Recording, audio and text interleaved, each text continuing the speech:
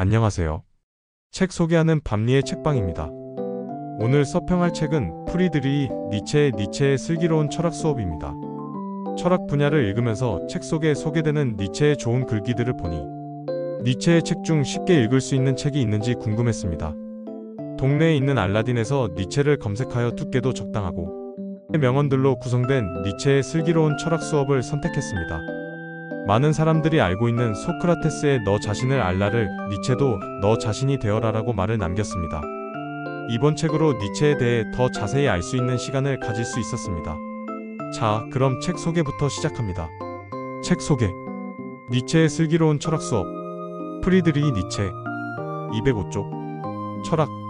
파랑새 서재. 작가 소개. 독일의 철학자, 문학가, 고전문헌학자. 자기 자신을 망치를 든 철학가라고 부르며 혁신적인 사상과 날카로운 찌르기의 표현으로 규범을 깨뜨리려 고군분투했던 철학자이다. 이른바 자기 자신으로 살라 는 자존감을 강조한 철학자로도 손꼽힌다.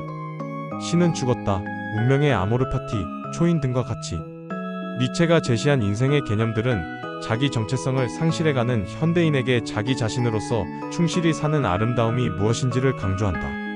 니체의 언어는 아침부터 저녁까지 일터에서뿐만 아니라 혼자만의 공간에서조차 타인의 시선을 의식하며 살 수밖에 없는 난해하고도 불행한 문명의 시대에 인간이 자신의 삶을 성장의 기회로 삼을 수 있는 도전에 힘을 준다. 니체는 말년의 정서적인 고통을 겪기까지 기존의 도덕적 세계관이 우리 삶을 구속한다는 의문을 자신의 철학적 과제로 삼았다. 이런 분들께 추천해요. 니체를 알고 있지만 자세히 모르는 사람, 철학에 자신 있는 사람, 사고를 키우고 싶은 사람. 책 속의 좋은 글귀. 인생의 의미는 스스로 만드는 것이다.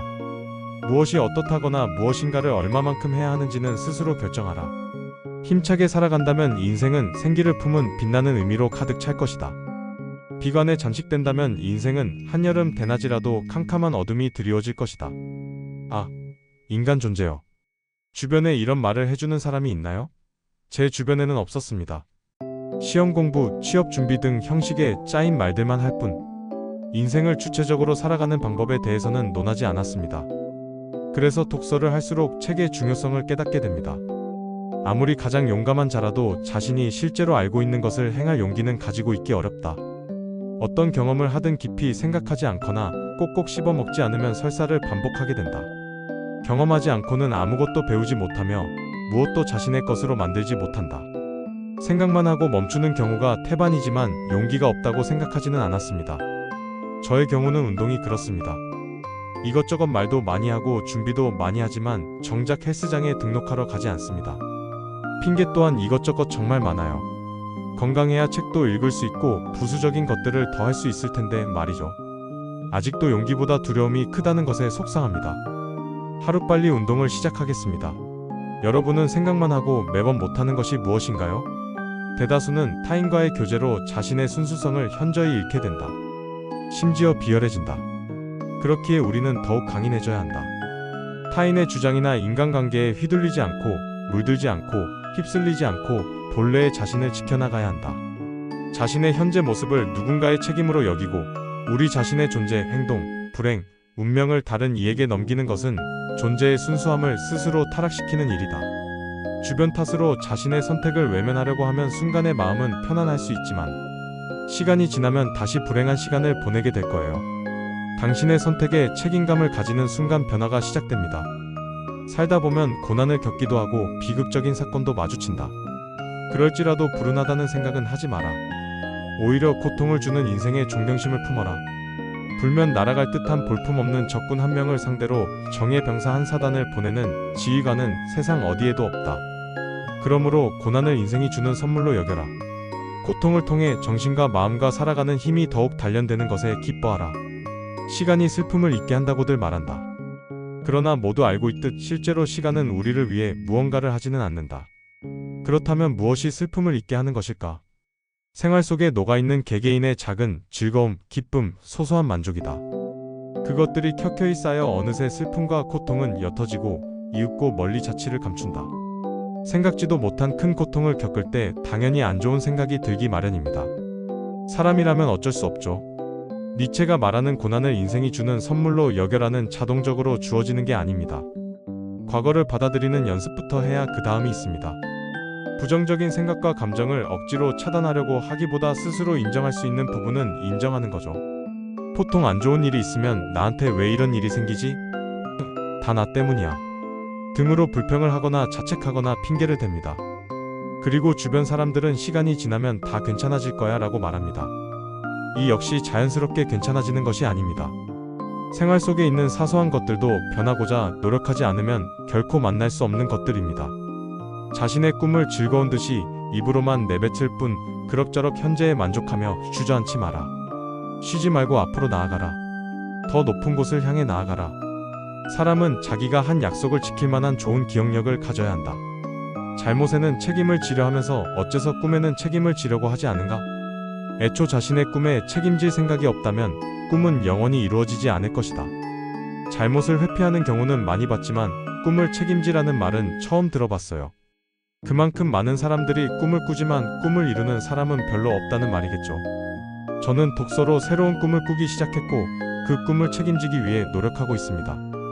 과거의 상처를 되새김질하지 말기를. 과거의 상처를 다시 들추어 자기 경멸과 우울증에 빠지는 것은 또 다른 형태의 질병이다. 거기선 영혼의 구원 같은 것은 절대로 나올 수 없으며 오직 새로운 종류의 정신적인 병만 나올 것이다.